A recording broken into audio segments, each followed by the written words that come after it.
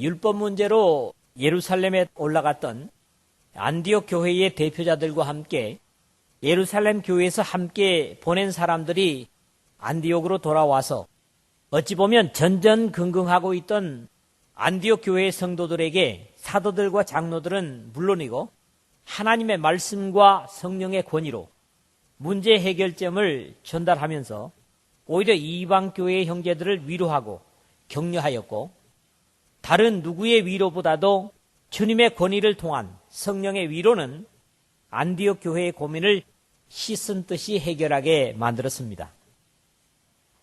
우리가 오늘 읽은 부분이 바로 그런 부분이죠. 하나님의 진리가 아닌 어떤 종교적 계율도 사실 쓸데없는 짐일 뿐이고, 오직 예수 그리스도의 십자가의 희생과 부활, 그리고 승천과 다시 오심만이 하늘의 소망을 두고 사는 사람들의 한결같은 기대와 소망일 뿐입니다. 믿으려는 사람들에게 오히려 십자가를 가로막는 다른 짐 같은 것들을 어렵게 하는 일이 있다면 그것은 하나님께 저주받아 마땅할 것입니다. 사실 이 15장의 사건이 1세기에 없었더라면 오늘 우리에게까지도 복음과 율법 속의 혼란을 겪을 수 있었겠지만, 지혜의 하나님 아버지께서 이 모든 것을 미리 아시고 이방 교회의 출발지인 안디옥 교회에서부터 이 문제를 돌출시키셔서 일찍이 이러한 혼란을 잠재우시는 지혜를 보면서 감탄하지 않을 수 없습니다. 때문에 바울 같은 고백을 드릴 수밖에 없습니다. 깊도다 하나님의 지혜와 지식에 부유하며 그의 판단은 측량치 못할 것이며 그의 길은 찾지 못할 것이로다. 로마서 11장 33절입니다. 이 모든 것이 바로 십자가의 지혜요, 감추어진 지혜요, 하늘의 지혜인 줄로 믿습니다. 또 이러한 고민과 안타까움은 당시 비단 안디옥 교회만의 문제가 아니었을 것입니다. 안디옥으로부터 복음을 전해받은 비시디아를 비롯해서 수리아와 길리기아 모든 이방 교회들은 틀림없이 이러한 문제의 발단과 진행을 전해 듣고 안디옥 교회와 같은 심정으로 예루살렘의 해답을 기다리고 있었을 것입니다. 그런 이유에서도 바울은 오늘 본문에 우리가 주의 말씀을 전한 각성으로 다시 가서 형제들이 어떠한가 방문하자는 제안을 바나바에게 했을 것으로 보여집니다. 이 일이 마무리되면서 바울의 이 제안은 이제까지 좋은 팀워크, 요즘 쓰는 말로 팀워크이고요, 동역자로 함께 일했던 바나바와 바울 사이에 적지 않은 문제를 일으켰고, 마침내 선교팀은 둘로 나누어 육지와 바닷길로 떠나게 되는데, 어찌 보면 이 불미스러운 일조차도 합력해서 선이 되게 하시는 하나님의 사랑과 역사를 깊이 경험케 합니다. 인간의 온전치 못한 불미스러운 것조차도 하나님은 좋은 것으로 바꾸시는 그런 사랑의 역사를 본다고 하는 것이죠. 오늘도 세상과 세월의 물결 속에 복음으로 행하는 일들이 여러 가지 암초에 부딪힐 위험성은 언제 어디서든지 도사리고 있습니다.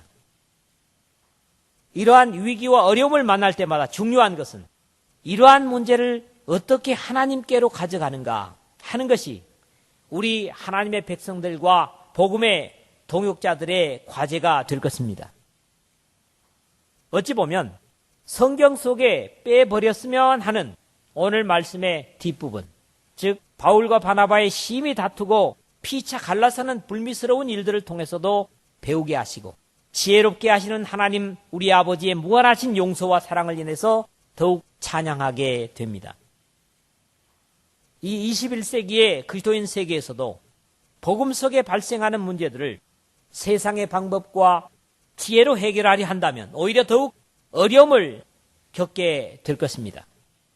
믿음의 사람들의 문제는 주님께 올려드리고 오직 말씀과 기도로 거룩함을 받으려는 자세가 될 때 인간의 어리석음이나 부족함조차도 은혜로 바꾸시는 주님의 사랑과 능력을 또 긍휼을 맛보게 될 줄로 믿습니다. 오늘도 이 부분을 세 부분으로 나눠서 말씀을 여러분들과 더불어 나누고자 합니다. 첫 부분은 안타까워하며 기다리던 일에 오히려 위로의 말을 전해 듣는 이 안디옥 교회를 봅니다. 30절에서 35절의 내용인데요. 안디옥에서 율법의 문제로 바나바와 바울을 예루살렘에 보낸 기간이 정확하게 우리가 읽은 말씀에 언급되어지고 있지를 않습니다. 그러나 그 기간이 얼마가 되었든지 안디옥과 이방 세계 그리스도인들에게는 대단히 길게 느껴지는 초조한 그런 시간이었을 것입니다. 과연 예루살렘으로 올라간 바울과 바나바는 어떤 결론을 가지고 돌아올 것인가? 저들은 이런 기대감과 또는 두려움 때문에 상당히 이 기간을 힘겹게 지내지 않았겠는가? 그런 생각을 하게 되죠. 그러나 기린처럼 목을 늘어뜨리고 기다리던 사람들은 마침내 더 많은 하나님의 사람들과 함께 안디옥에 도착했고 기도와 기다림으로 지쳐있던 교우들을 모은 예루살렘의 파송자들은 그들을 책망하고 두렵게 하는 대신에 위로의 말로 기뻐할 수 있었다는 사실입니다.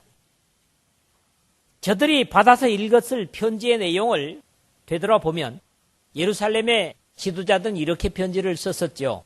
들은즉 우리 가운데서 어떤 사람들이 우리의 시킨 것도 없이 나가서 말로 너희를 괴롭게 하고 마음을 혹하게 한다 하기로 성령과 우리는 이 요긴한 것들 외에 아무 짐도 너희에게 지우지 아니하는 것이 가한 줄 알았노니 우상의 제물과 피와 목매어 죽인 것과 음행을 멀리할지니라. 이에 스스로 삼가면 잘되리라. 평안함을 원하노라. 사도행전 15장 24절 그리고 28절 29절에서 이미 우리가 상고했던 말씀이죠. 이러한 내용과 보낸 사람의 위로를 듣는 안디옥과 이고니온을 비롯한 이방 세계의 그리스도인들에게는 얼마나 감격이 컸을까 짐작이 됩니다. 그동안 힘들었던 시간들을 충분히 갚고도 남을 수 있는 위로였을 것입니다. 우리말에 10년 된 체중이 내려간 듯하다 그런 말이 있는데 아마 여기에 가장 어울리는 표현이 아닐까 그렇게 생각을 합니다.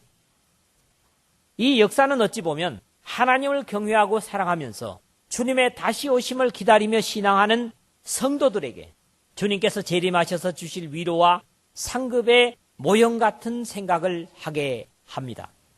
마치 예루살렘에서 오는 길을 매일매일 바라보며 기도하던 안디옥의 기도인들이나 일제시대 때 그 많은 박해와 환란 속에 감옥에 갇혀서 오로지 주님의 재림을 고대하며 감옥의 고통을 잊었던 사람들과 다르지 않았을 것입니다. 사실 죄악된 세상에서 믿고 순종하는 삶이 옳았다는 것을 검증하러 다시 오실 주님을 기다리는 그리스도인들의 삶을 여기에 비인다고 해도 크게 다르지 않을 것입니다. 기다리는 것은 어떤 면에서는 지루한 것입니다. 또 어떤 면에서는 힘겨운 것입니다. 그럼에도 왜 기다리며 무엇을 기다리느냐 하는 것은 사람들에게 대단히 차이가 있을 것입니다.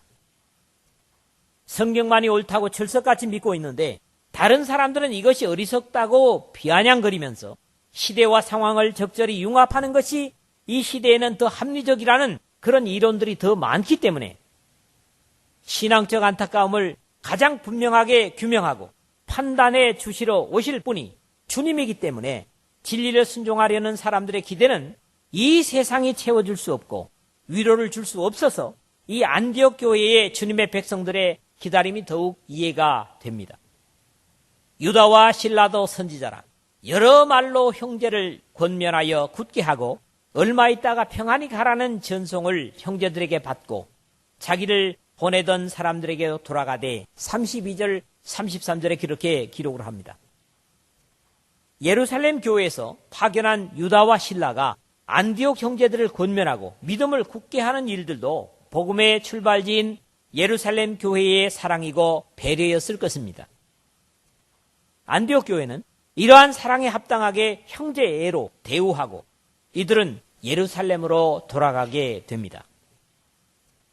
바울과 바나바는 안디옥에 유하며 다수한 다른 사람들과 함께 주의 말씀을 가르치며 전파하니라 35절에 그렇게 기록을 하는데요. 예루살렘에서 파견한 사람들이 자기를 보내던 사람들에게로 돌아갔다는 기록에서 왔던 모두가 다 돌아간 것 같지는 않다고 저는 이해를 했습니다. 그 이유는 다수한 다른 사람들과 함께 주의 말씀을 가르치며 전파하니라는 말씀과 마지막 단락에서 보는 것처럼 바울은 신라를 택한 후에 형제들과 주의 은혜의 부탁함을 받고 떠나라는 사실입니다.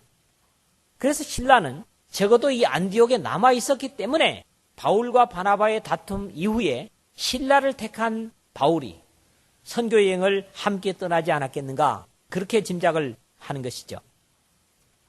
오늘 우리 시대에도 안디옥 교회와 같은 취사 선택의 문제가 여전히 있는 것은 사실이지만 혼란할 필요가 없는 것은 이 사건을 비롯해서 모든 신앙의 규범을 빠짐없이 기록한 주님의 말씀을 가지고 다시 오실 주님을 기다리고 있다고 하는 사실에서입니다. 우리 모두 주님의 진리에 흔들림이 없는 확신을 가짐으로 주님 다시 오실 때 잘했다 칭찬을 듣는 하나님의 백성으로 남을 수 있기를 주님의 이름으로 부탁을 드립니다. 두 번째 부분은 36절에서 38절입니다. 이 사건을 통해서도 우리는 하나님의 공의와 사랑의 간격을 봅니다. 즉 하나님의 공의와 사랑의 양면성을 이 말씀 속에서 본다고 하는 것이죠. 안디옥에서 가르치던 바울은 어느 날 갑자기 바나바에게 1차 전도여행 때 함께 복음을 전했던 곳으로 어떤가 돌아보자 하는 그런 제안을 합니다. 이것은 아마도 앞에서 이미 언급했던 대로 그들에게도 이 율법 문제에 파장이 없지 않았으리라는 그런 염려 때문이었던 것으로 이해하게 됩니다. 그러나 처음 안디옥을 떠날 때처럼 마가 요한을 데리고 가자는 바나바의 제의에 문제가 되고 맙니다. 바울은 밤빌리아에서 자기들을 떠나 한 가지로 일하러 가지 아니한 자를 데리고 가는 것이 옳지 않다 하여 오늘 38절에 그랬거든요. 여기에 바울이 문제 삼는 내용을 보면 오늘 본문에는 아주 간략하게 거론이 되었던 예루살렘으로 돌아간 마가 요한의 행동이 분명히 신앙의 연약함, 즉 믿음 생활의 유약성 때문이라는 사실을 어느 정도 이해하게 합니다. 안디옥 교회에 파송을 받은 바울과 바나바는 바보라는 구브로의 동쪽 항구에서 엘루마라는 박수무당의 방해에도 불구하고 총독인 서기오 바울을 개종을 시키죠. 바로 사도행전 13장 4절에서 13절의 내용인데요. 13절에 보니까 바울과 및 동행하는 사람들이 바보에서 배 타고 밤빌리아에 있는 버가에 이르니, 그 다음에 이 말씀입니다. 요한은 저희에게서 떠나 예루살렘으로 돌아가고 라는 짧은 기록이 우리가 가진 성경에서 전부입니다. 바울과 바나바가 지금으로 말하면 키프로스에서 복음을 전하고 그리고 육지로 다시 항해를 하고 육지에 닿으면서 닿자 말자 마가 요한이 예루살렘으로 돌아가 버렸다는 거지요. 왜 돌아가는지에 대한 기록이 나타나질 않고 있습니다. 그렇기 때문에 우리는 다른 많은 가능성을 생각할 수 있겠지만은 마가 요한이 예루살렘으로 돌아간 사실에 대해서는 분명히 알 수 없다는 게 정설이죠. 뭐 이런 생각도 하게 됩니다. 이 사도행전 12장에 보면 마가 요한의 집에 잡힌 베드로를 위해서 기도하러 모인 예루살렘 성도들을 본다고요. 그래서 적어도 예루살렘 교우들이 모여서 함께 기도를 할 수 있다고 하면 그 집은 큰 집이었을 것이고 또 부유한 집이 아니었겠느냐 하는 거죠. 그런 생활을 하다가 바울과 바나바를 따라서 외방으로 복음을 전하러 갔던 이 마가는 특히 구브로에서 소아시아 쪽으로 배를 타고 나오는 동안에 멀미를 심하게 하거나 그런 일들이 있었겠지 않았겠는가. 왜냐하니까 예루살렘에만 살던 그런 청년이었기 때문에 생활에 빈곤도 없었고 멀미라고 하는 것도 몰랐는데 적어도 긴 항해 속에 멀미를 느끼고 그리고 예루살렘으로 되돌아가 버리는 그런 어떤 정황들을 우리가 짐작을 할 수 있겠다는 것입니다. 우리는 이 내용에서 하나님의 공의와 사랑의 양면을 또다시 보는 것 같습니다. 바울은 공의를 더 강조하는 사람이었다면 바나바는 은혜와 사랑을 더 나타내는 인물이었고, 어떤 면에서 사람은 이 양면에 다 철저할 수 없음을 배웁니다. 여기 앉아있는 여러분들도 공의의 편이거나 아니면 사랑과 은혜의 편이지, 공의와 사랑을 하나님처럼 다 가진 사람은 없을 것이다, 이런 말씀이죠. 하나님은 각 사람을 사용함에 있어서도 가진 성품과 특성을 따라 일을 맡기시고 또 일하게 하심도 배우게 되는데요. 어찌 보면 과거에 과격한 바울, 대쪽 같은 사울 때의 성품이 여기서도 나타나고, 바나바는 실수가 있음에도 불구하고 그를 변함없이 대하자고 하는 온건적인 성품이 역시 바나바답습니다. 사실 이러한 바나바의 온건성이 없었다면 오늘 여기 이 사건에 바울도 없었을 것입니다. 그러나 다른 성경의 기록은 마가가 바나바의 생질이었다는 사실을 언급하면서 어떤 면에서는 바울의 입장이 이해되기도 합니다. 자기의 친척이니까 부족할지라도 좀 붙들어 주자고 하는 바나바적인 어떤 성향이 있지 않았겠느냐 하는 거죠. 여러분, 골로새 4장 10절을 보십시오. 나와 함께 갇힌 아리스다고와, 이게 어디서 쓴 겁니까? 로마의 감옥에서 쓴 서신이죠, 골로새서는. 그 다음에 바나바의 생질 마가와, 이 마가에 대하여 너희가 명을 받았음에 그가 이르거든 영접하라. 이 한마디 속에 많은 이야기를 담고 있어요. 마가가 예루살렘으로 돌아갔기 때문에 단절됐던 것들에 대한 것들을 아마 풀었다고 하는 그런 부분들도 우리가 여기서 이해할 수가 있습니다. 온건한 사람들이 사실 우유부단한 면은 적지 않습니다. 그래서 순한 사람이 좋은 사람에게 붙잡히면 한없이 좋은데 악에게 이용될 소지는 얼마든지 있다는 거죠. 그래서 순한 것이 좋기는 하지만 잘못 이용당할 위험성도 함께 가지고 있는 것도 사실입니다. 그리고 여기서 바울과 바나바 사이의 문제를 일으키고 있는 마가 요한은 어찌 보면 인간 실존의 대표자라고 할 수 있습니다. 사실 주님 없이는 유약한, 바로 이끌어주지 않으면 멸망의 구렁텅이로 잘도 따라가는 목자 없는 양처럼 유약한 사람들이 대부분인데, 그런 모형이 바로 이 마가가 아니냐, 그런 말씀이죠.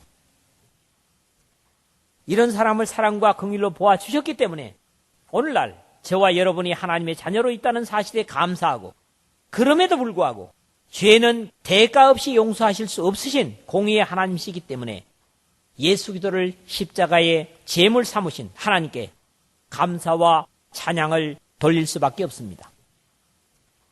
오늘도 우리의 특성은 다 다릅니다. 어떤 부분에서는 공의의 편이 될 수도 있고 어떤 부분에서는 좀 온유한 편이 있습니다.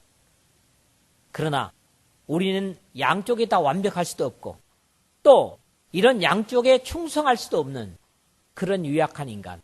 그래서 하나님께서 붙들어주지 아니하시면 결국 버림을 받기 쉽고 쓰임받지 못할 그런 확률이 더 많은 저와 여러분이라는 사실을 이 마가의 유약성에서 한번 생각을 해보는 것이죠.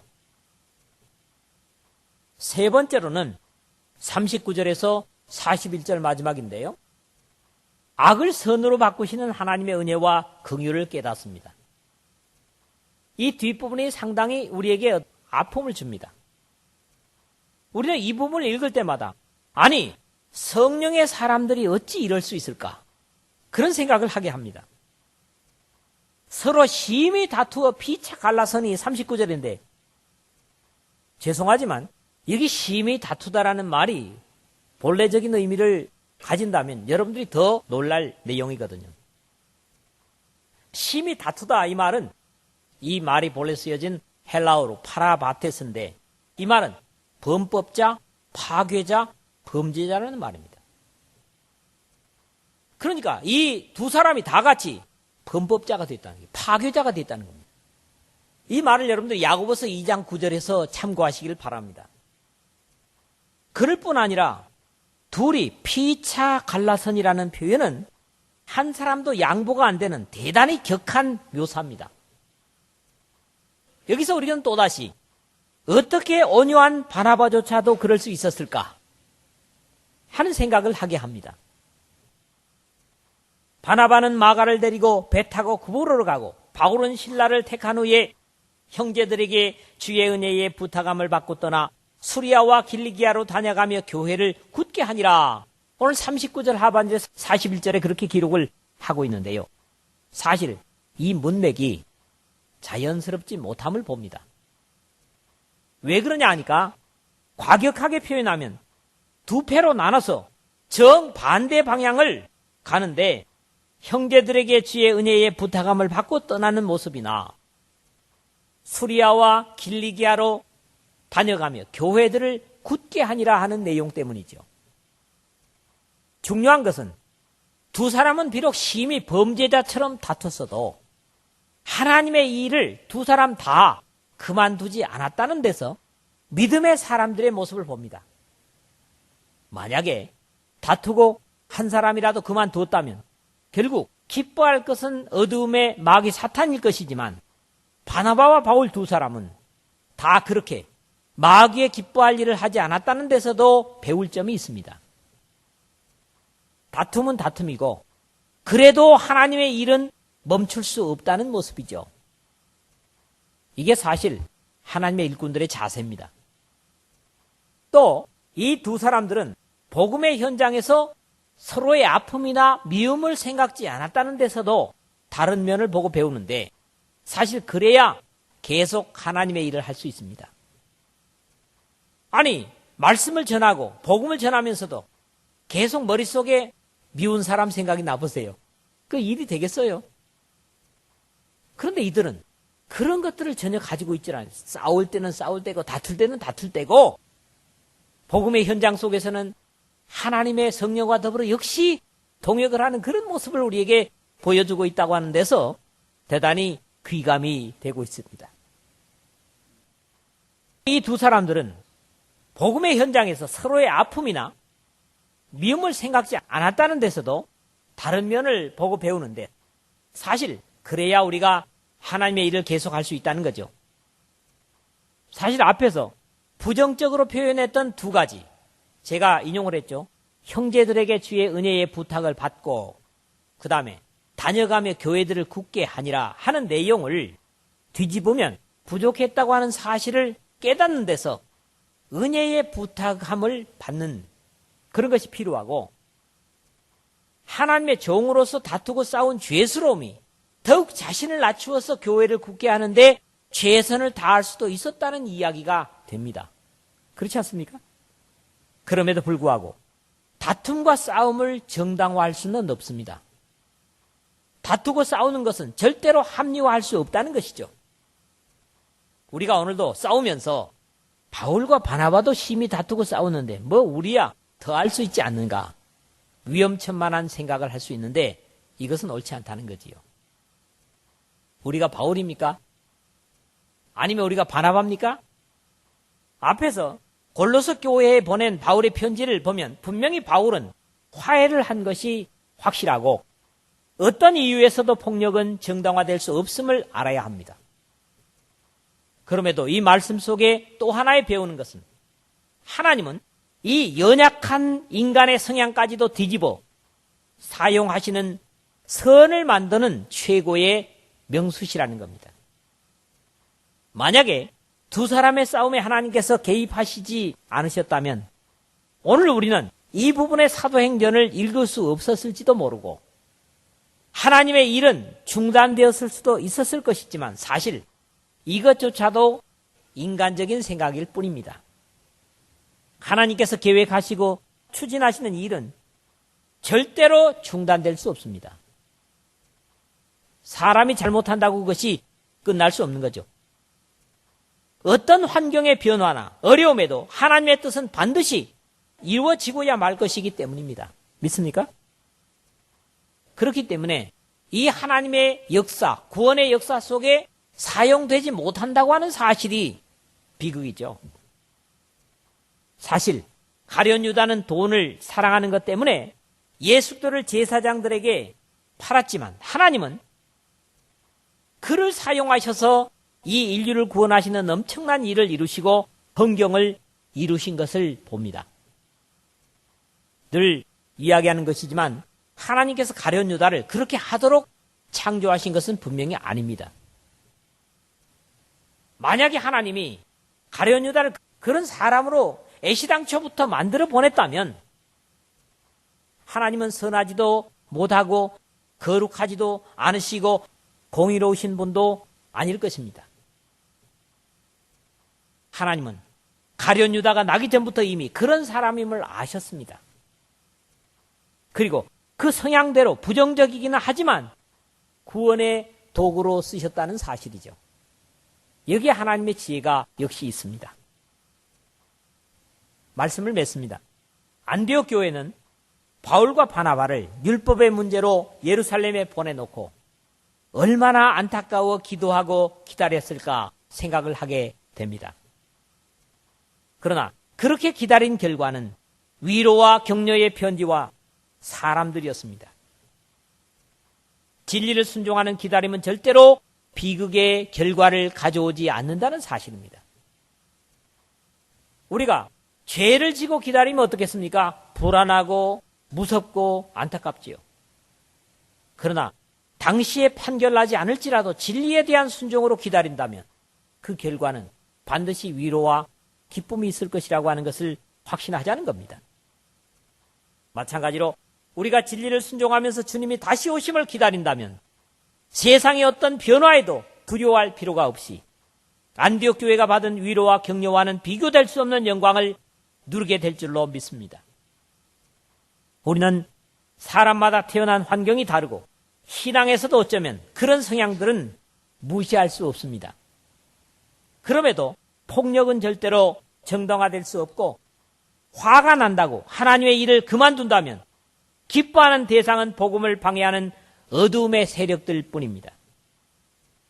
하나님의 사랑과 공의라는 양면을 다 충족시키지만 우리는 그렇지 못하기 때문에 늘 치우치는 것이 사실입니다. 그러나 성령과 말씀을 의지하는 사람들이라면 서로의 아픔을 인하여 하나님의 일을 그만두는 일까지는 없어야 할 것이라는 거지요. 나중 바울 사도는 이 일조차도 마음에 두면서 고백하는 말씀이 바로 우리가 알거니와 하나님을 사랑하는 자 곧 그 뜻대로 부르심을 입은 자들에게는 모든 것이 합력하여 선을 이루니라고 하는 로마서 8장 28절의 선언을 하고 있는 것입니다. 그래서 우리는 하나님의 지혜와 사랑에 탄복하고 오늘도 그 사랑의 옷깃에 우리를 맡기는 것입니다. 주님의 지혜에 바울처럼 탄복할 뿐이죠. 우리의 모자람과 부족됨에도 우리를 가장 바르게 이끄시고 쓰실 우리의 하나님 아버지께 올해도 모든 것을 전적으로 맡기고 의탁함으로 귀한 하나님의 구원의 역사를 이루어내는 복음의 도구로 쓰임받는 이 말씀과 함께하는 저와 여러분이 되시기를 주님의 이름으로 부탁을 드립니다.